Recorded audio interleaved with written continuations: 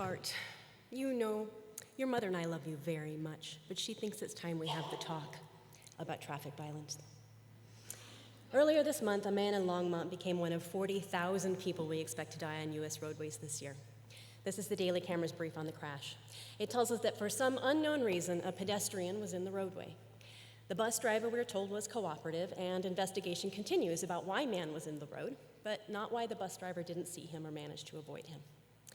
Thanks in part to the well-named survivor bias, we don't hear man in road side of the story. He's been struck by a bus, note the passive voice. The main source of information is the cooperative bus driver.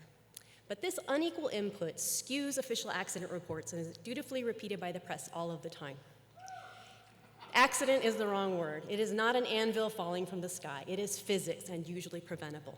Using the word accident gives us the sense that it was unavoidable, unforeseeable, and blameless. Now, I know you didn't mean to do it, but when you play ball in the house and you break grandma's vase, saying it was an accident does not absolve you. We prefer the word crash because it still avoids laying blame without suggesting that the entire thing was unavoidable. Consider this. Cars weigh thousands more pounds and can go 4 or 5 times as fast as a person on a bike. When these wildly disproportionate forces collide, the result is not an accident, it's a catastrophe. And we have a moral duty to think and talk about it honestly. So, accident is a euphemism we shouldn't use. Crash is a bit better. But even that word glosses over the obscene level of violence at stake here, and I do mean obscene. Under US law, what counts as obscene can change over time because it reflects community standards that can change. And today, talking frankly about traffic violence is as taboo and prone to euphemism as talking about the birds and bees used to be. Look, if we were seeing 40,000 people a year maimed by bears and mountain lions, you bet your boots we'd be out there catching bears and mountain lions right now. So why don't we talk about our automotive vehicles as deadly weapons? Well, we rely on these incredibly dangerous but very useful machines for our daily lives. We need them, and we do not talk about the danger that they pose because we are used to that threat, but talk matters. The words in our language and how we use them affect what we notice in the world. This is true for names of colors, of flowers, of people we meet. Once we name them, we learn to recognize them. And right now, we are not naming cause and effect with traffic violence properly. French and Spanish speakers say, the teacup broke itself, or his arm broke itself. That's an odd one, isn't it? So is the man was struck by a bus. I'm forgetting where I am. But as we have seen with things like the Me Too movement, the campaign against drunk driving, we can agree that a problem that seems intractable doesn't have to be. We can assign responsibility. Was she wearing a slinky red thing?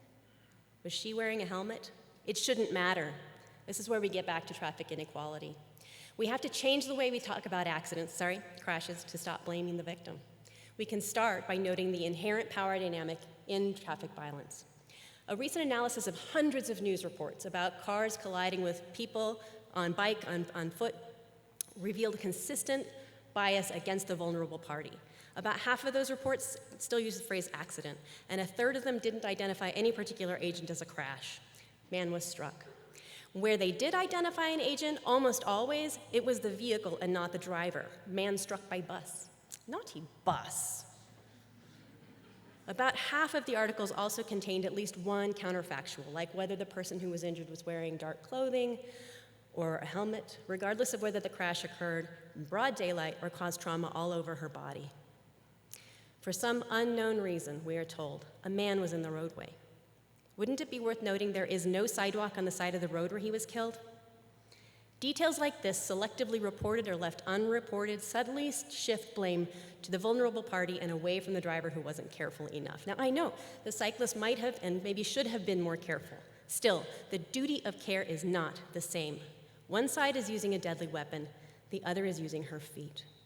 We need to remember that news stories are just that, stories, and to keep track of whose story is being told and what is getting left out or hidden behind vague descriptors. And I see you. Man struck in crosswalk. You're back. Oh, that was a close one. Welcome. And I think I saw her friend said, right, from that article about girl on bike? I'm sorry. He leaves behind a daughter, and it's good to meet you. I hope you will join me in making sure we tell our people's stories the right way.